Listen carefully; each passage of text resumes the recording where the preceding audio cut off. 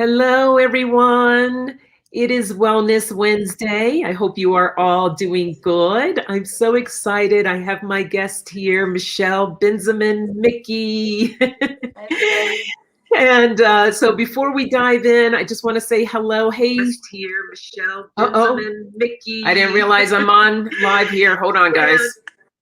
I'm notorious for doing that. I'm trying to see what's going on and making sure that the stream is going well, and then I forget to mute myself. So, hey, Ron, big bro, how you doing? Good to see you. Hey, Sharon Sipe, happy to see you here. So before we completely dive in, I just want to see if anybody else jumps on.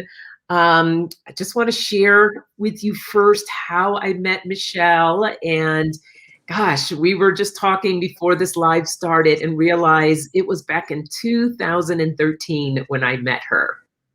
And I have already shared on another live for those that of you who listened and heard that Michele has been very pivotal with my spiritual journey and has kind of helped me put me on my path of where I'm going. And I am just truly grateful to her, as well as Catriona, who will be on in a couple of weeks. I'm going to have her on as well. And so I started with her because I, at that time, was an entrepreneur trying to find my way. And they have this program, 5 Changes. And I do have the description, the website there, and she can talk a little bit more about that as well. Anyhow, I was looking for a mentor, looking for someone to help guide me, and didn't realize I was going to get so much more. So I reached out to Michele.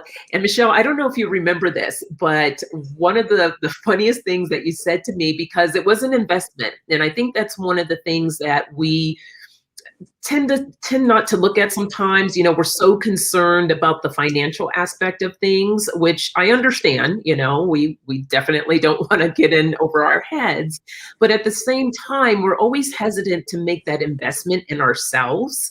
And we'll do it for other people, we'll do it for family members, we'll do it for any loved ones, but when it comes to us, there's always kind of this hesitancy. So I was really concerned about making this investment. And I said to Michele, I said, well, how do I know this is going to work?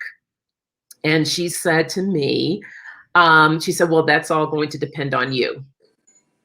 And for a second, I was kind of like, huh? And the more I thought about that, I was just like, okay. And now, of course, I really get that, because it really does depend on you. How much of yourself are you going to put in? How much are you going to really dig deep and do the work that's needed to create the transformation? So anyhow, I took that leap and did the work, and we worked together for about almost a year. Yeah. And since then, I've done other programs and different things with her, as well as Catriona, and it's just been a fantastic journey. So, yay, Sherry, you made it. I'm so happy you made it. Hey, Sherry. Hey, Janet, welcome. And Jay, little bro, good to see you here. So anyhow, I just say all that to say that she has just been an integral part of my life in the change that was needed for me in order for me to open up and blossom and move forward on my path. And so I really wanted to have her on, as well as Catriona, so that she can share with you. But that's enough of me talking. I'm going to turn this over to Michele so she can share with you a little bit more about her. So go ahead, Michele, take it away. Hi. Thank you, Sonia. It feels like another form in which we can just really play. Yes. I know the topic is a serious one. However, it's a constant in our lives, isn't it? Mm-hmm. This whole grief and loss. And so we have to live with it with grace. And much of the work that we do at 5 Changes, we don't talk about really the intense side of it because it takes a little bit of a risk to really champion yourself and to really say yes to yourself. And that takes a little bit of risk and a lot of love for yourself and respect. Nice. And so first you, when you're coming in any direction of work to transform some of the immense traumas and triggers that we have just growing up, as well as how we get to live our lives to the adult place that we are right now. There's always that, but there's always also the learnings, and that's what we highlight at Manzanita Village, the 5 changes. People often ask us, what are the 5 changes? And we kind of cheekily say, well, I'll tell you one of the changes. And if you really embody and understand this change, then everything else falls into place. And one of the changes is, seriously, is that we're not broken, that we all have something inside of us. We already have the answers. Otherwise, we couldn't do the work if we didn't have the answers, because nobody else does it for you. Right. And, it comes back to what Sonia, what I said to Sonia that time. And that was kind of, really sweet to have those words fit back to me. And I know them so well. It works because you work and you do the work, and you really champion yourself. So the 5 changes are about all the different ways in which we, through family constellation work, through NLP skills, hypnosis skills, as well as very founded and grounding meditation skills of all kinds. But we're really integrated in Buddhist principles of nonviolence. That's our baseline. So we really highlight non-harming and how the ecological effects of non-harming in this world. And I'm going to talk more about that within the context of grief in a moment. I'm also an artist, a painter. Everything I do is art. And I relate to life as an art form because it is a whole arena of the imagination, what is possible. Because we know how we create stories to limit us. And Sonia wanted me to show one piece of artwork that I have in the actual room that I'm staying in right now. It's our music room. And I have a piece based on a series of meditation women, and I call it Beyond the Stone Buddha, because we are not stone Buddhas. We might put them on our altars, but we ourselves are a Buddha in process. We're an awake being in process. We're awakening. It's a process, life is. See, there is no perfection to anything that we do, and it almost kills us if we're looking at it in that sense. So sorry about this. I'm moving to this, and whoops, trying to figure out how to work my. Here we go. There you go. That's good. So here it is. It's a woman with her hair, electric and up, and her body is transparent, so you could see that there's a skeletal system there. I mean, part of what we're talking about is grief. And, grief is not to say it's a strange thing that we experience every once in a while when there's loss. And grief is a part of our lives. We're always in a constantly changing and flexing world. And change is constant. So how do we be flexible with that? How do we respond to that? It's not that we lose anything. Things change. Mm-hmm. And so I will talk a little bit more about that. And that's really the grace when you can really accept grief, is that things do change. And your relationships change constantly. Even if you're with somebody for a long time. They lose and change and shift and grow, and you feel like you've lost the person you married, but you really haven't. You've grown with somebody, and they've expanded, and you've grown into a different relationship. So I've been with my partner for 40 years, and every decade we see and love each other more because we see that we're on a personal journey, each one of us, but we're doing it together and bearing witness to that. And I'm allowing for her to grow and change, and so is she for me. So, and that's just so beautiful. And I think that's important, not to jump off the topic here, but, I think a lot of times people, where they run into trouble is that they don't want that other person to change. They want to keep them exactly the way that, when they first met them. But we are always changing and evolving. And it's you want to create that space to love each other in that space as you grow and develop. And just kind of reflect that back to one another. So I love that you have that. And it's just really beautiful to see, and to see, what is it, 9 years now, to see how much the two of you have grown. Yeah, absolutely. Yes.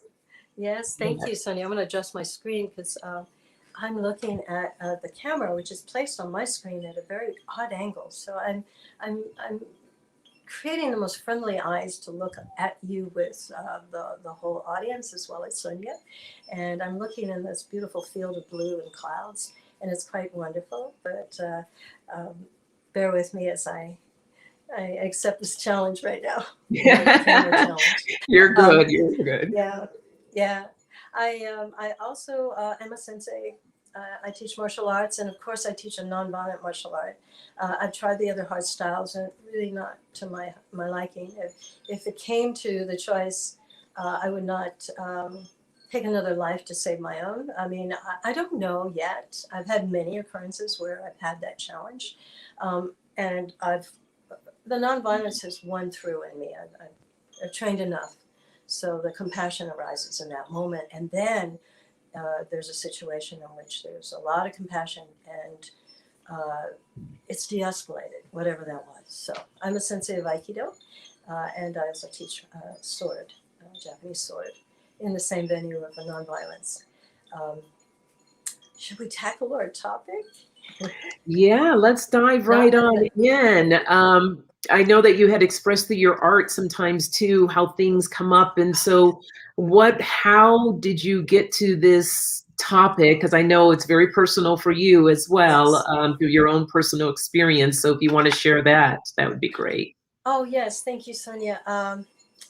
I like, instead of standing and as an authority on grief and the grace of grief, I like to give stories, personal stories, and I like to receive them as well, because this is a live presentation, and it's only useful because of that ability to talk to you in a way that is authentic and serves a purpose directly towards your questions or some of your inspirations, as well as Sonia, the hosting this, but a dear friend.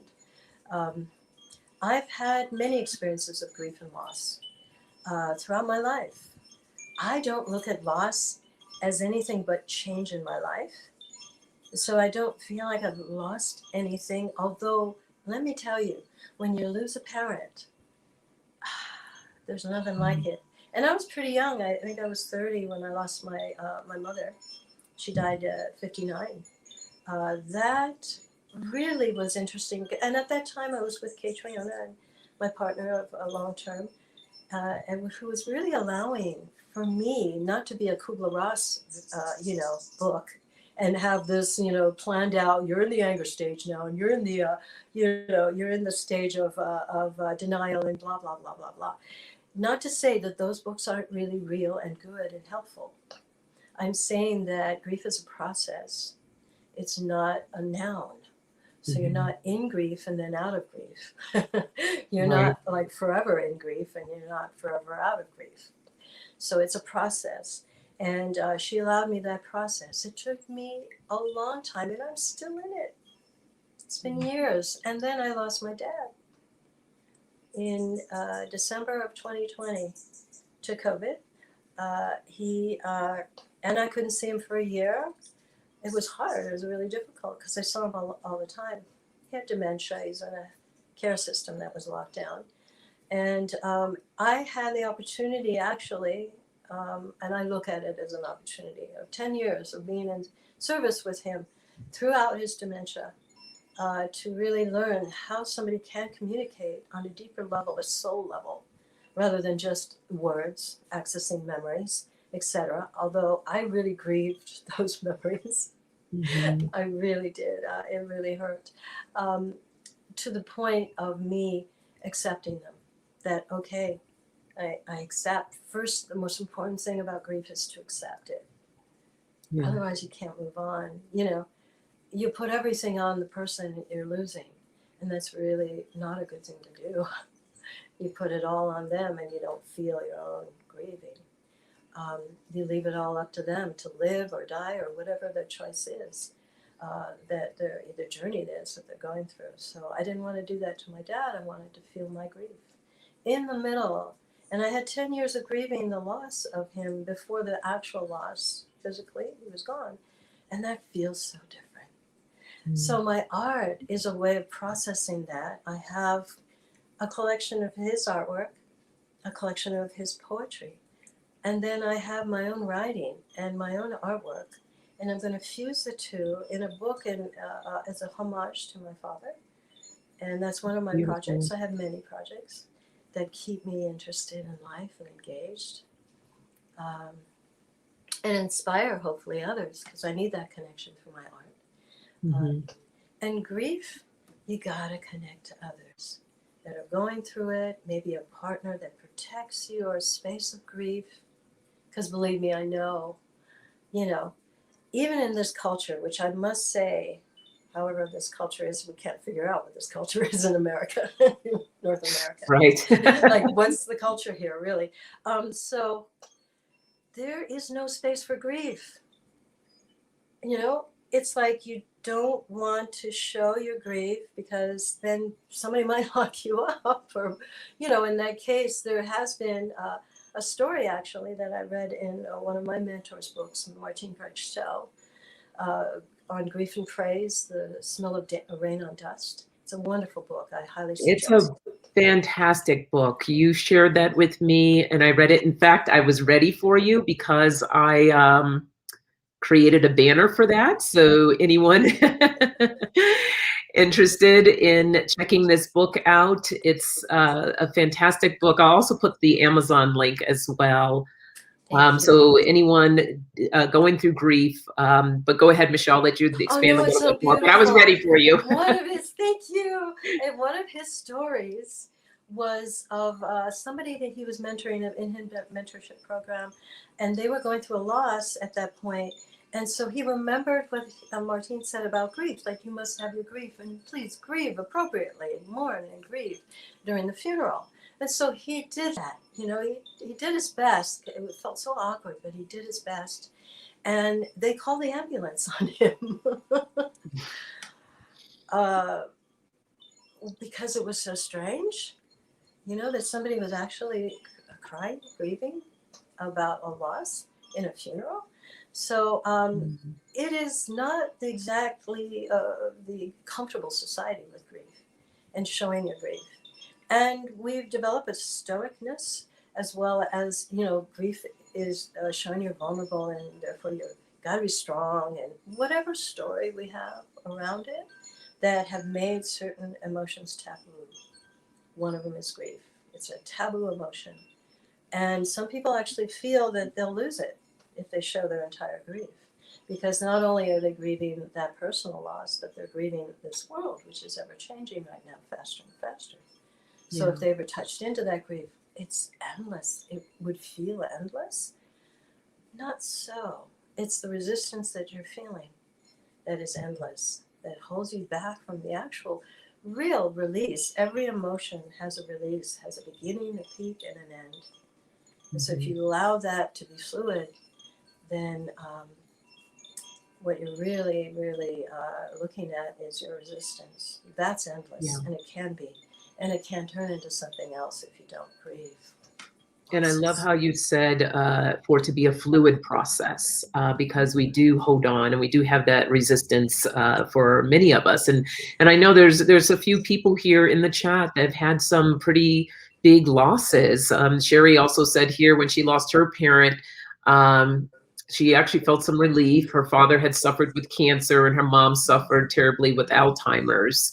And then her brother and father, she lost also her brother and her father. So it's a huge loss. And before I forget, if anyone has any questions that come up during this chat, please go ahead and put them in so that I can share those with Michele.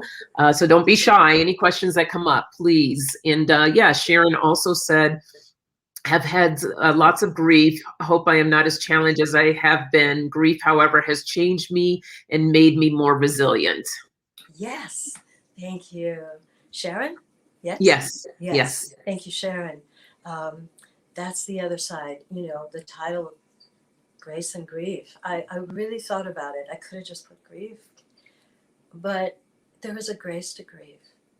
And if you allow it to be a conversation that initially feels strong at the beginning, and then as you have this conversation with that one that you have lost, or those careers or jobs that you have lost, or whatever it is that is a loss, because grief is not only to someone that we lose that we love, it's in many different guises.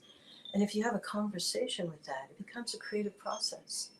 And you do get resourceful and resilient. And all of those wonderful things happen. And then you can get back to the love, because it's there on that journey somewhere.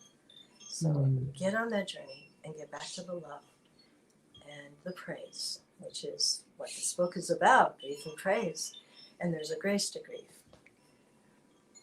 Love that. I love questions. So if anybody has any too, I would rather talk to you than talk about. Personally, I can talk about my own stories, but I'd rather talk to you and have a dialogue. Hi, Libra Lady. So Libra Lady says, my mother passed 6 months before my husband passed. My husband was the love of my life. It was the darkest time of my life. I didn't want to live to take care of my cats. So what would you say for someone that has those feelings? Like, here you've been with this person for a good portion of your life, and then one day they're gone. Well, okay, let's just leave that there. And I have another question for you on that as well. So what advice would you say to her? No, thank you for a strong question, and the honesty and authenticity in the moment. I will do my best, because I can't imagine what you're going through. I have been preparing for my partner's death for a while. So I've kind of laid the groundwork for it. Like, what if? You know, and it's not to be morbid or gruesome or melancholy. It's about really asking as an ally, death, to inform you of how to live with my partner. So in asking and really thinking about my partner's death already before that's even happened, and she's done the same with me, we prepare the ground of how to better live with that person.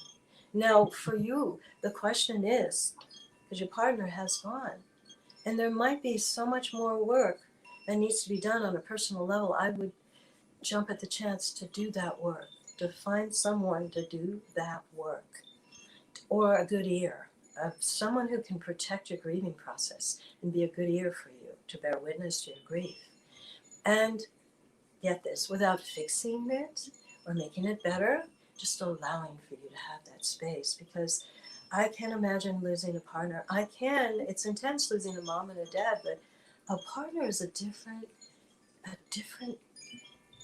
learning. It's a different process. Know that if you focus, which time will give you, on what you loved about that person, and you can see that the veil, and I'm going to take everybody through this exercise. It's called the veils of emotions, and grief is a really strong one. So for you right now, if you were to see this veil, and whoever else wants to go through it can, if you had a loss or somebody, or a loss of something, or a loss of a person or an animal, and you really miss them, to first accept that that's what's happened. And I'm not saying on an intellectual level. I'm saying in your body, as you feel things, just go, okay, I accept this, and I allow my grief to come in, to experience it. Because as you look at this grief, and picture it as a cloth in front of you that's transparent and has another cloth behind it. And as you look at this grief, is it a color? Is it have one color, or is it made up of many colors? And one color has many facets to it. even if it's a solid red or a solid green or a solid blue. As you look at this cloth and you know it's transparent, you see some light coming in and you see the complexity of grief. Grief is there because you love something. Mm-hmm. That's the only reason. Or you wanted something and it was a loss, but there was some love of that. So know that behind that veil of grief, there's that love. And first of all, you got to accept all the learnings that you can from this. And know that you're not going to do it at some analytical level. That's not going to work. It's an emotional, somatic feeling. It's a kinesthetic feeling. It's in your body. So just first accept it in your body and then just breathe with it, breathe through it. And then you can see the complexities of how this grief has touched other griefs. And maybe it feels so strong because there are other griefs involved in it. And yeah, there's a whole family history of how grief has been passed down to you. And so allow yourself to have your grief. Not the way they did it, but the way you want to do it. And take in those learnings. Later discover through your actions how that's going to manifest. But allow yourself the tenderness to navigate this. And at some point, you're going to feel motivated. I really want to get back to now whatever it is behind that curtain of grief. And so I'm going to move everybody through it, no matter where you are, because I think you're all kind of ready. Take that veil and move it and see that behind that cloth, there's another cloth, another color. Maybe it's compassion for oneself, or maybe it's forgiveness, or whatever that might be. But know it, familiarize yourself with it. Know it by the feeling that you get in your body and trusting it. And as you look at that color, see the light coming through it, of that fabric. Know that behind that there's love. So take in the learnings from all of that. Take in all the learnings. Make it real for yourself. This is how you're learning. This is how you're navigating and processing and having a conversation with this loss. And you know something at this point, sometimes it hurts so much because we have to, at some point, accept and do the work ourselves. Nobody else is going to do it. They can help you, but they're not going to do it for you, as we all know. So whatever that is, accept that. I might lead you by saying it might be forgiveness or self-compassion right behind the grief. So absorb the colors of that, take in the learnings of that beautiful cloth. And now, if you're ready, give it a few more moments. Take in all the learnings. You're not going to be at a conscious level. You're not going to sit there and go, oh, that's a learning, that's a learning, that's a learning. Somehow you're going to know by the way you feel.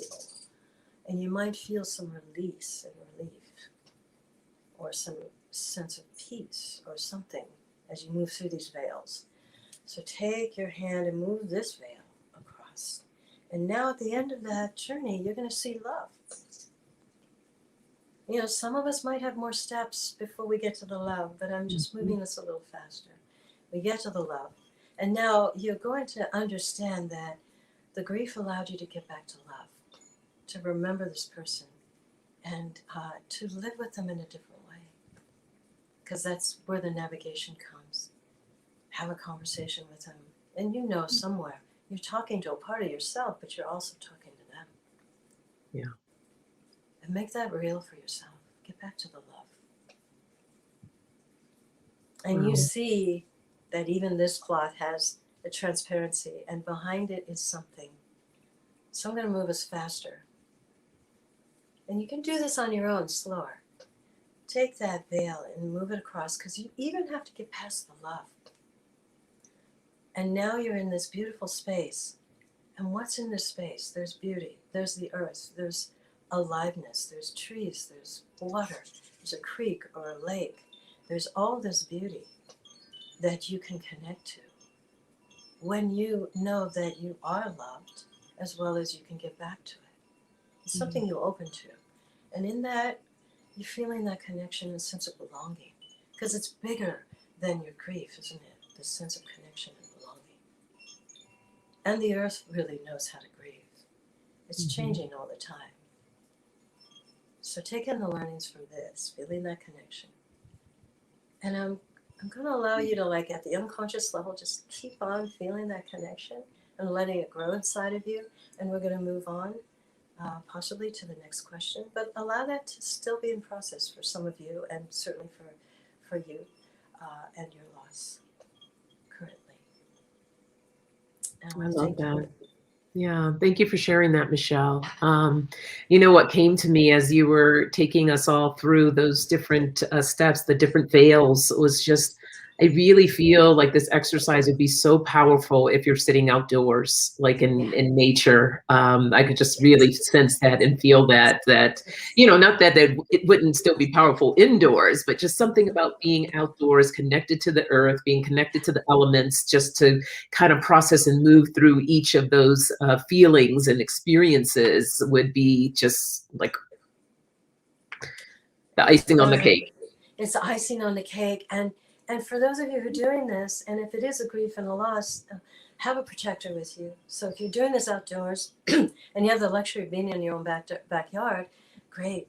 And if it's, you know, got, you know, the natural, it's not all concrete.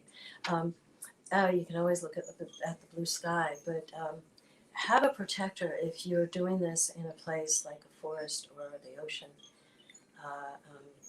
In Martine's book there, he talks about having a grief protector, having somebody who's not going to fix you or make it better, but they're bearing witness to your grief. They're allowing you to be as big as you want in it. And you go to the ocean because what? The ocean is filled with salty tears. Yes, and yes, I remember that. Mm-hmm. It's so beautiful. And you can read it in his book. You know, some people ask me, is that a metaphor? No, he really means it. Go to the ocean, grieve, and have your protector there with you. I love that. Yeah, Georgie Moon says, exactly, Michele, grieving is an individual thing. And then Sharon says, yes, grief is different for everyone, different for each person you lose. So that is so true. And actually, this also reminded me, I had a friend who lost her partner, and it was very, of course, tragic, right? When we lose someone. And what she did, because she really didn't want to be a part of the funeral process, because as you said, when you're dealing with certain family members, or just the way that we have family that are used to grieving a certain way, she did not want to process it in that manner. So she skipped over the whole having a big funeral and just had a very small private session. And then she went to Thailand by herself, and she walked around Thailand, and she's like this 6-foot woman, right? African-American woman. And so she really stood out. And she said that she was just walking around, and she would have these moments, and she was just crying. And, you know, people were kind of looking up at her like, are you okay? And I think one of the most beautiful moments that she shared, and look, I'm getting all kind of worked up here. She went to a restaurant, and the woman at the restaurant said, are you okay? Or no, I'm sorry. She said, are you alone? You know, because she asked if anybody else was coming. And she said, no, I'm alone. And she started crying, and she had to explain to the woman, you know, I've lost my husband. And, you know, she was just crying. Then the woman started crying. And pretty soon everyone that worked at the restaurant just came around her and just held that space for her and supported her. And I thought that was probably one of the most beautiful tenderness moments, you know, that someone could have, and that she gave herself this gift just to expand and to be on her own, to explore her grief, to allow it to come in whatever way it came. And of course she's still sad. Of course she still has her moments, but the idea that she gave herself that opportunity to do that, I thought was amazing. Absolutely amazing. It is a very, it's a very beautiful process. And to be held in that grace and tenderness is really important.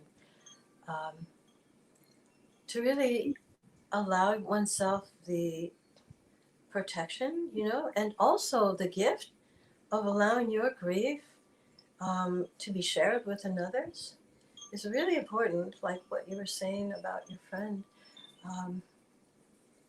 Sometimes people are just really wanting to hold another person. You know, it's a gift for them.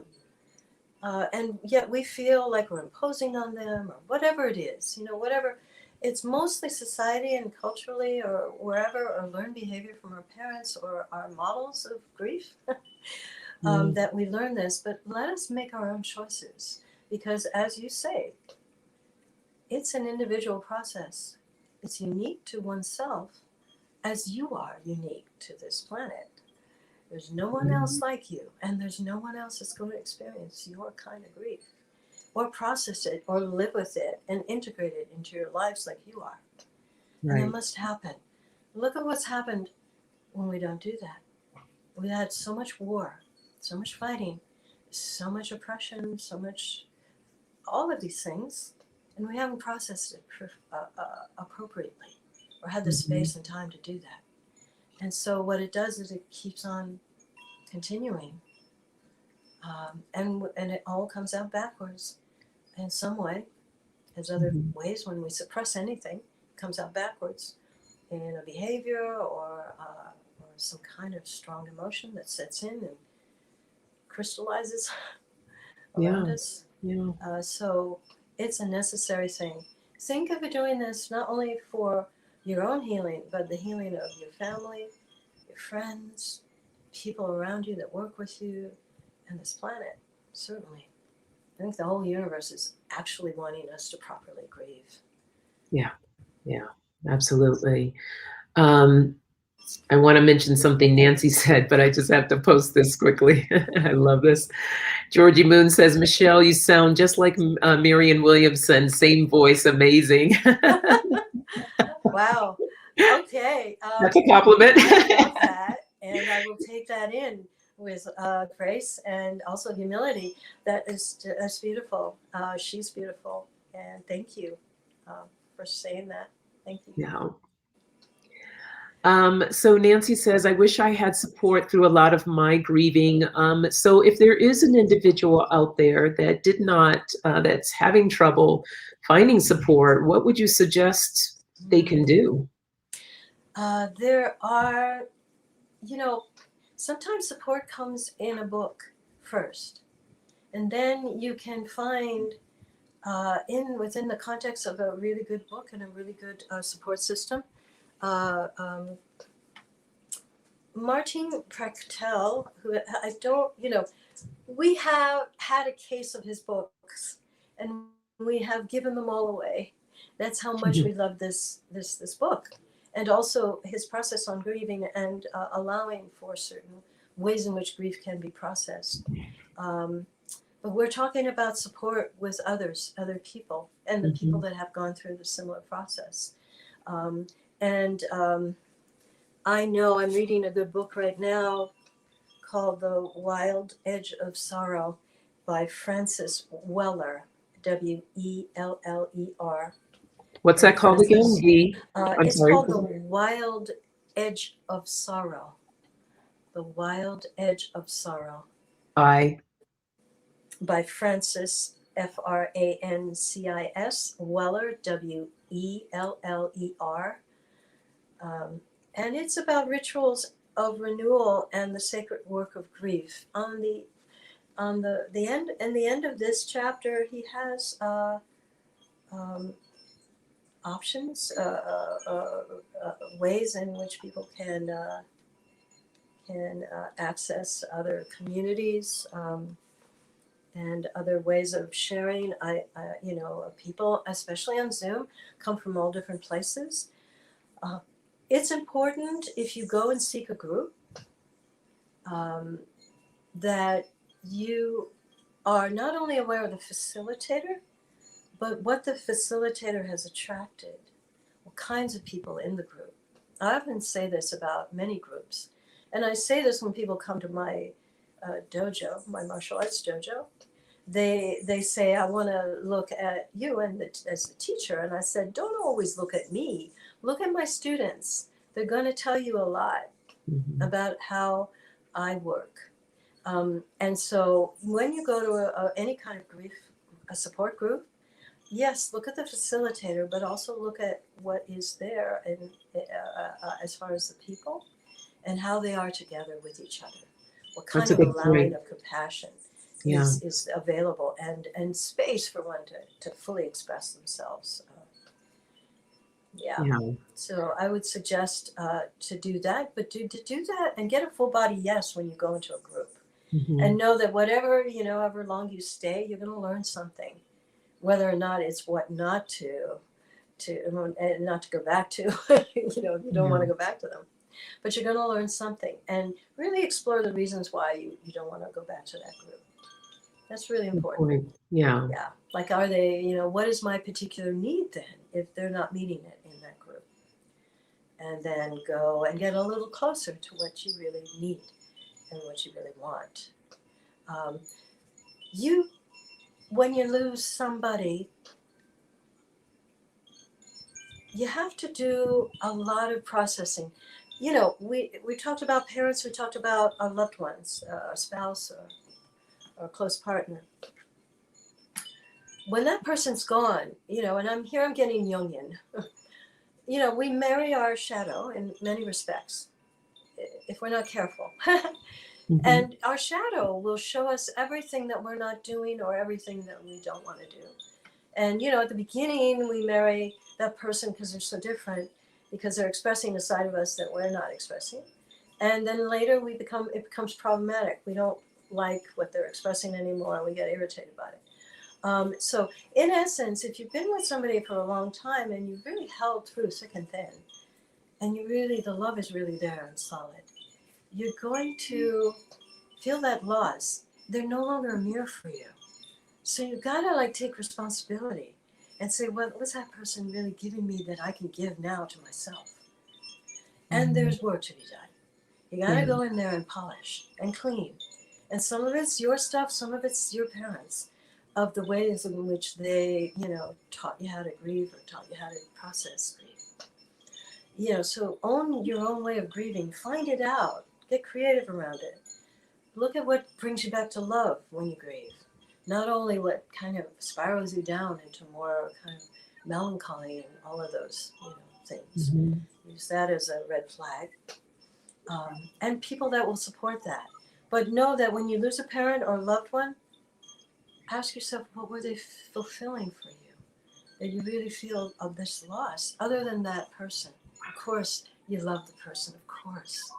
Right. But they also were fulfilling something now that you can give back to yourself. You can kind of, they say when you lose a parent, you're an orphan, no matter how old you are. And it's kind of true. It's like, how do you step forward as your own parent, Or how do you step forward as in a love relationship, they're fulfilling a love for you, a love, the other side of it. So now how do you do that for yourself? Yeah. You did that. Good point. And I do want to say to Nancy, I'm so sorry that you had to go through that alone. So just giving you a big hug. So sorry. I feel that, we should all be able to have a support through anything that we're going through in life. So, and I also wanted to read here, Libra Lady said, I did not have a funeral for my husband either. I took his ashes to Nevada where he was born. Grief was harder since I live alone, work remotely, and was isolated during COVID. Wow. And I'm so sorry, Libra Lady, too, for your loss and having to go through that. And I hope some of these things that Michele is saying will help you through your process of grieving and going through.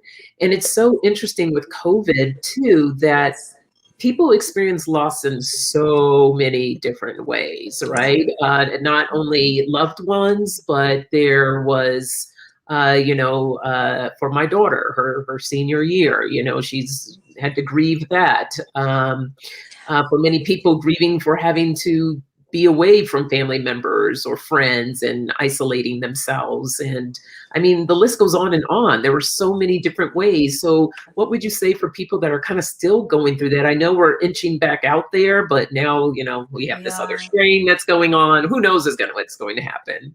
Let's just put it this way, and this is a strong truth. There is no normal. There's never been a normal. Life is constantly changing, and it's beautiful. And we've got to adapt and change to it. And we've got to take some responsibility. how I got there, because a lot of it we were asleep for. I say that to myself, and it's a strong statement to say. So, and I'm saying this because I know all of you are strong people, but you've got to allow yourselves to not be so alone anymore. If you've weathered through things by yourself, and if the circumstances of COVID have allowed for you to reinforce your bracing up and doing it alone and holding it alone and not asking for help, and whatever behaviors those, however you've learned those behaviors, it's important that you know you can be vulnerable and you can be held in some grace and some real tangible situations of support and community and help. And you can talk to somebody. If not now, when? These are the times when people are more open to it. Mm-hmm. They're more open to it because they've had to stop and stand still for a moment, and see what it is that we're creating here. Less and less connection, less and less idea of what it is to really be strong and to really participate in life.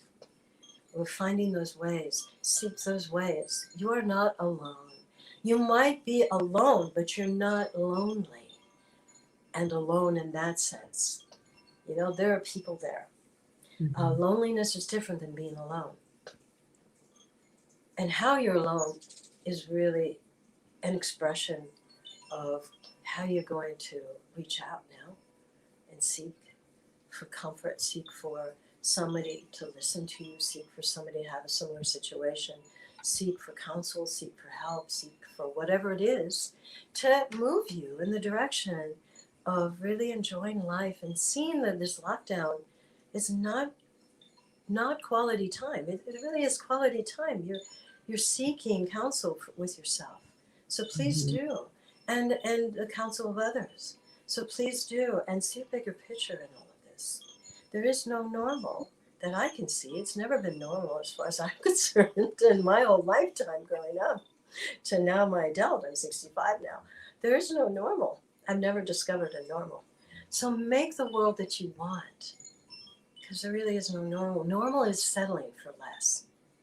In my eyes, it's just settling for the status quo and just getting by. No, seek a better world. And you have the time now, that's alone time. You have the time to really ask yourself what that might look like and who you might want to connect to and talk to now if you haven't. Yeah. So maybe I didn't answer that question. But no, that was good. Yeah. I wanted to answer another question of these times.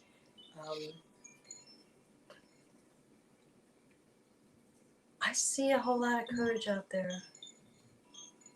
And I see a whole lot of reflection in a good way. And I really do see a whole different world that's going to come from this. And we don't know what that's going to be. But why don't we imagine it? And why don't we take the baby steps to create it? Whatever they are, your circle of influence, small or big as it might be. This is the time to do it when we're all globally linked to whatever's going on right now. Absolutely. Yeah. And I love the concept of baby steps, right? Baby. Sometimes we feel like we have to take these big leaps. Tiny. Yeah. And your circle of influence is as big as, it is. So accept it. You're not going to sit there and affect the whole global planet. Some of us have that influence, but it's important that we know we have a circle of influence. Yeah. And even by being a different person emotionally on the level of, expressing our sadness even, or grief, it models something really healthy. Healthy. Yeah. I always say that. I always tell people that, let your light shine, because it doesn't matter if you just touch one person, a few people, a whole, tons and tons of people. It doesn't matter. As long as you can, help one person, that's all that matters, then that becomes a domino effect. So the more that we're out there sharing and helping one another, we just continue to grow. So that's a message I consistently like to repeat, to remind people of that. And I just wanted to read a few of these comments here. Sharon said, yes, I felt like an orphan for sure when my mother passed. Oh, right back at you, Sharon. Sharon says, sending prayers and love and big hugs to everyone. And Lisa, yes, I know this was key for Lisa. She said, my soul family helped me get through the loss of my mother last year, and they continue to do so. So a lot of people have connected online. You know, we've become one big support system for everyone and helping each other through things that we're going through. And you are so correct, Janet. Absolutely. Grief is such an important topic. So I'm glad that Michele is here to share that with us. And another question that came to mind, and I know we touched on different techniques and different things that people can do, but sometimes we have people that are pulled from this earth so quickly and tragically. And where does someone even begin to get their footing with that when something like that happens? Yeah, very powerful question. It's usually related towards, losing a child. I mean, even when I say those words, I have chosen not to go the parenting path, but I have so many beautiful children in my life from other beautiful friends and have children. And, sometimes I see that and I can't even imagine. Just know, and I could go the faith route. I could go there, that there is a design, but it doesn't resonate with me quite so much in my experience. I really truly feel that our souls have a journey, and that journey has a certain, whatever it is they need to learn or get or accomplish, that happens. And I trust that. It's for us that are left behind that are going to have the most problems with that. Right. Yeah, I agree. It's not the actual person. Of course, I can't really say that because I don't know. I haven't died. I haven't come back even from death in that sense. And I'm just going to trust that because it holds water for me that, when I do constellation work, family constellation work, I get this resounding yes. We talk about survivor's guilt. In one constellation, I had that, a young person who lost her twin. And her mother was a psychotherapist, and it was really, really hard. She wanted to do a constellation for her daughter. Her daughter had some eating problems around it, and and somehow, when we did the constellation, as I facilitated it, I really got the sense, and I don't usually do this when I'm facilitating, is go in as a rep. But I felt so strong that in that period of the constellation where they needed me to be a rep because I was facilitating and working with her on her field of morphogenic field, or whatever you want to call it, of family system out there that we were processing her grief. And I just said, I'm sorry, I'm going to hand you over to Catriona. And I don't usually do this, but I need to step in as you and constellate you. And so I stepped in as her. And her brother was there in the field who had just died, her twin brother who was young. And I went in there and I burst out in tears. I couldn't believe where that was coming from. It wasn't any pain I was feeling. I just burst out in tears. I was wailing and I was asking him, her brother, if it was okay. If it was okay. Like, are you okay? And if it's okay that I'm here, I'm still here. And it, sort of came out in that constellation. And her mother approached me later and said, I had no idea she was going through survivor's guilt. In that way, we need to process more than the person who has gone. And the person, her brother was fine. Her brother was speaking as somebody who is okay and really wanted her to be okay. Michele, can you quickly talk about what family constellation work is? How much I love that work. It's amazing. But just so everyone has a little idea of what it is. Yeah, I jumped into that without the prep.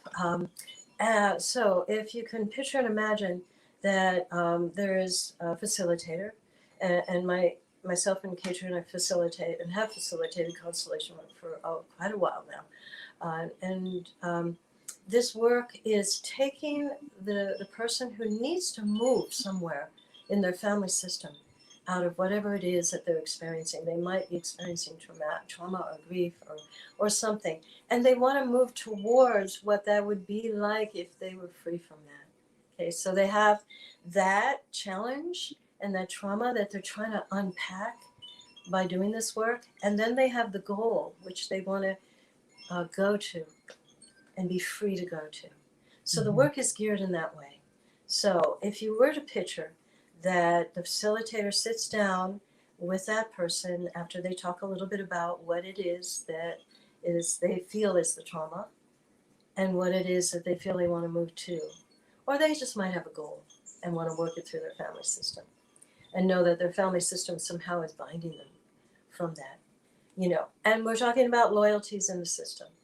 We might have gotten, when we were very young, many things that were passed down from the generations that we didn't want, but because we were loving, said yes to.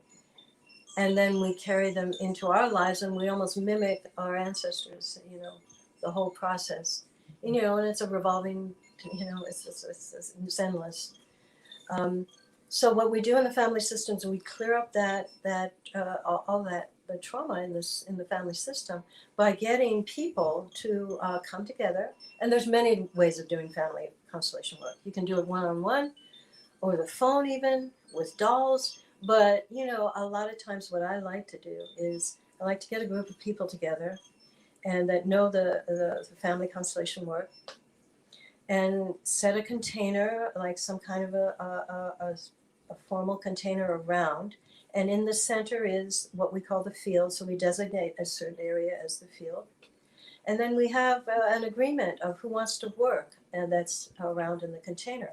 And they just raise their hand, which means that they're ready if the client wants them to represent somebody in their family system. Could be a mom, a dad, a sister, a brother, an unknown factor, an abstract thing, an emotion, whatever it is, they're going to represent that. Now, the way we like to work is blind, which means we don't tell the rep who they are or what they are. So when the person working their family system comes up to them, kind of gives them a download by stepping behind them and putting their hands on their shoulder and, kind of keeping their goal in mind while they're doing that and who this person represents to them without telling them. And then places them somewhere in the field that they feel is appropriate, dead center, or to the right, left, wherever. And then we have them work for a while. It's amazing to see what shows up. It really is. It is amazing. It's incredible. It's like that person knows nothing about that other person, usually, and or their problem or what their goal is. And they're talking just like the mom or the dad or the brother or the sister or the uncle or, or whoever it is they're repping. They're talking from that place. We have so much connection we think that we're a closed book and that we're holding everything here. But literally, we project all of our stuff onto the screen around us.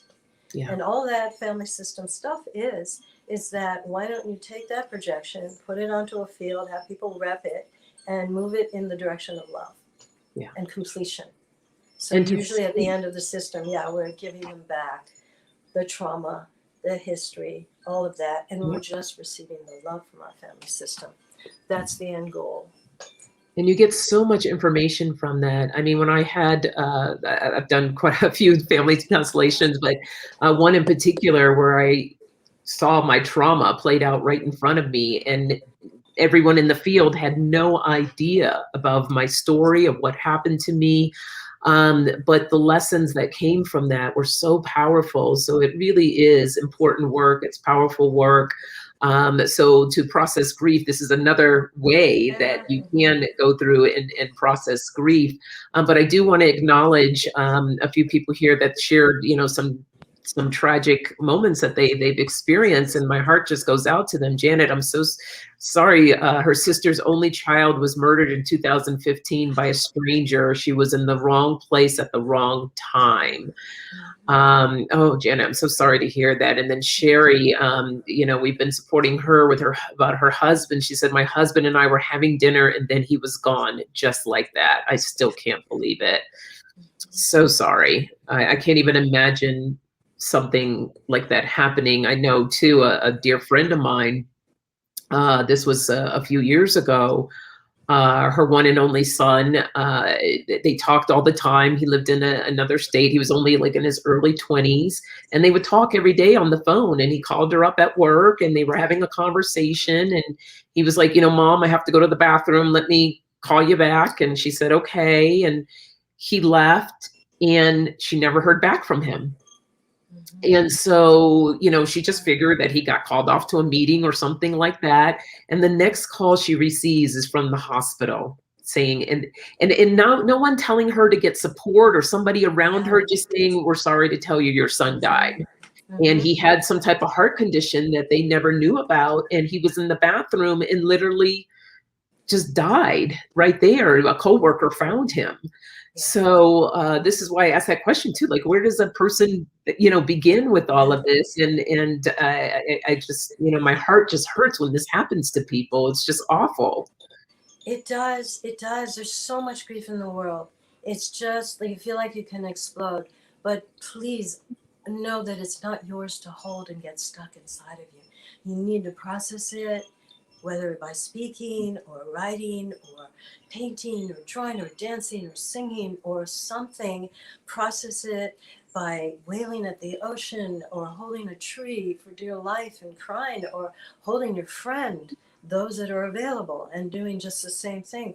It needs to move so that it can move to a different place, and a different place inside of us.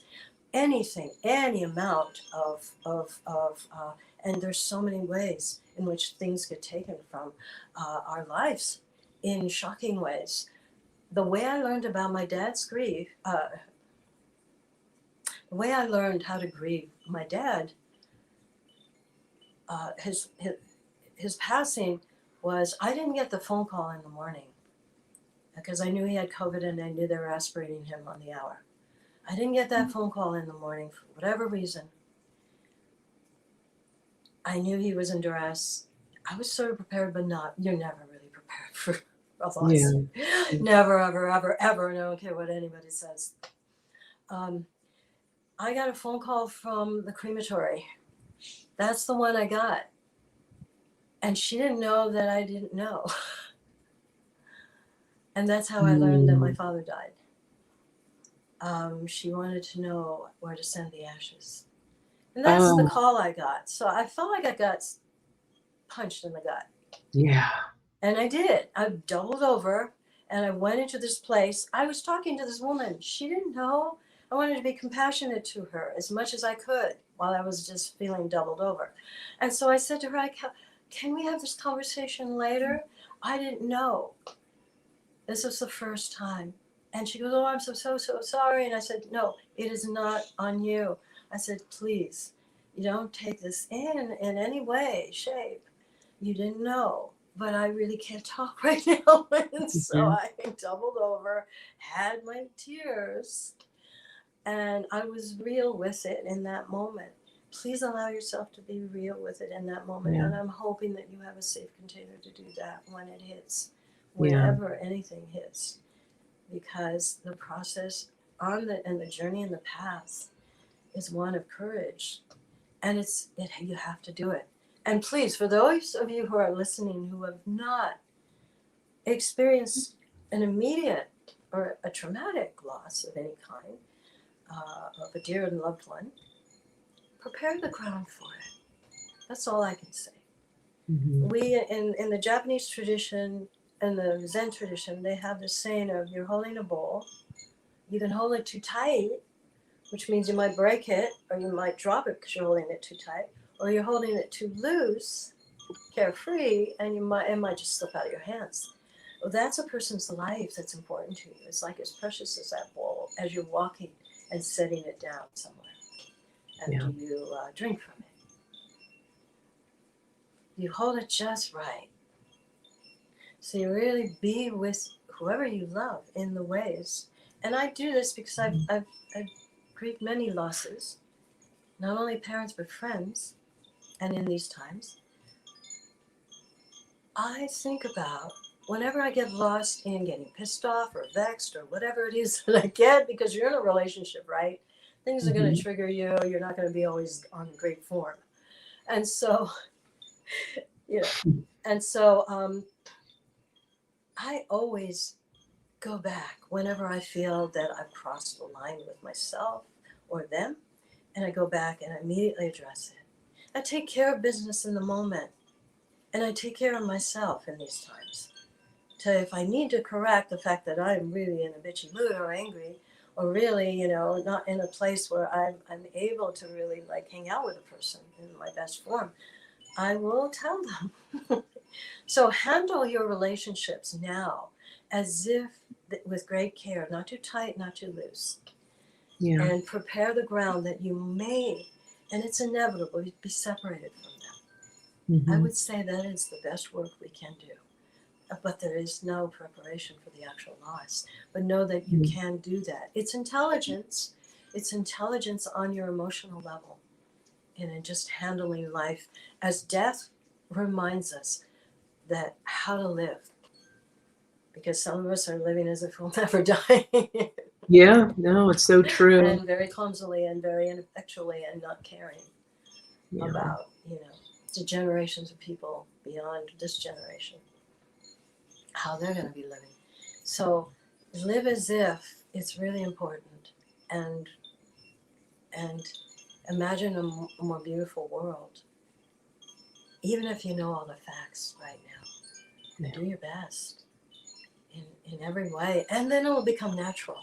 At the beginning it's hard, but it becomes more you later when you can hold life and really live life fully, because you know that death is a reminder and loss is a reminder, and it's all just what naturally happens. Yeah. Remind yourself that first. It's not like, we got cursed or anything. It's like it's just something that naturally happens.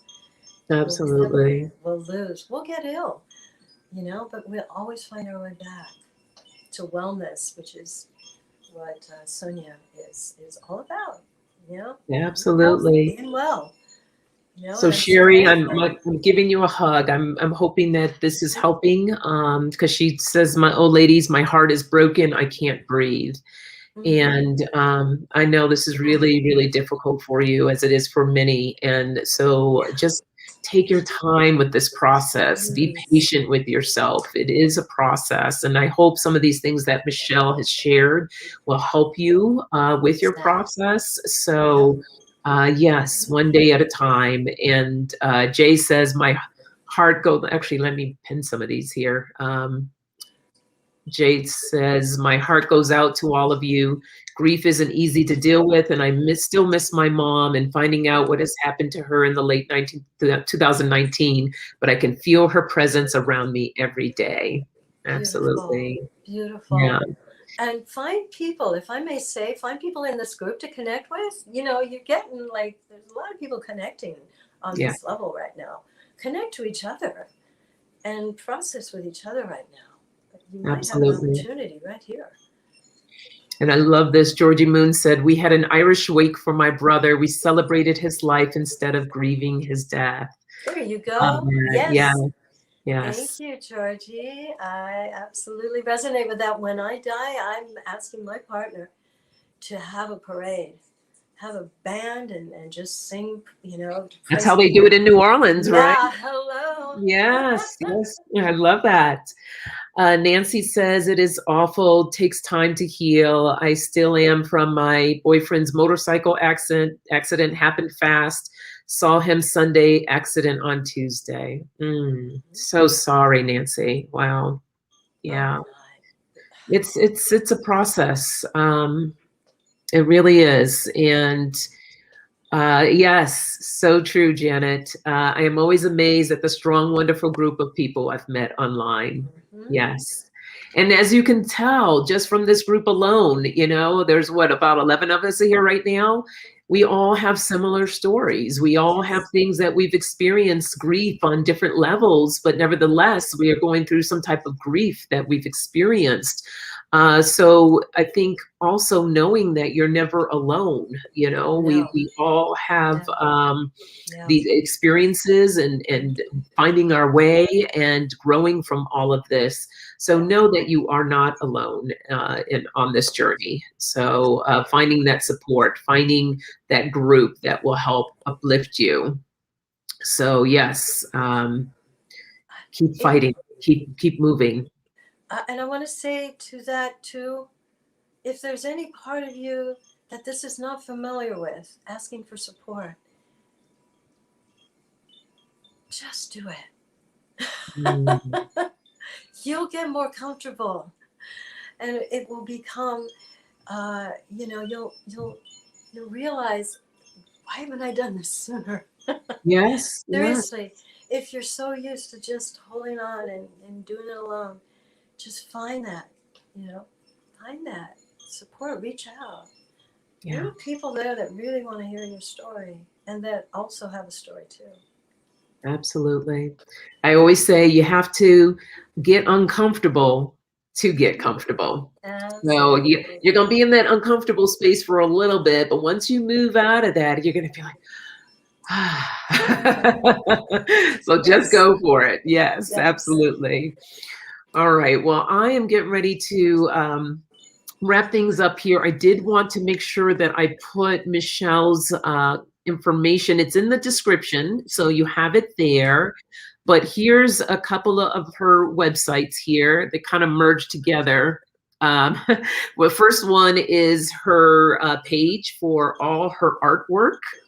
She is an amazing artist. Please visit her website to check out her art. I mean, Michele paints from her soul. Like it's, and like a lot of your work is in pencils. So you can even, like when you, it's just, I don't know, I can't even explain it. I have about 4 pieces of Michelle's artwork in my home right now.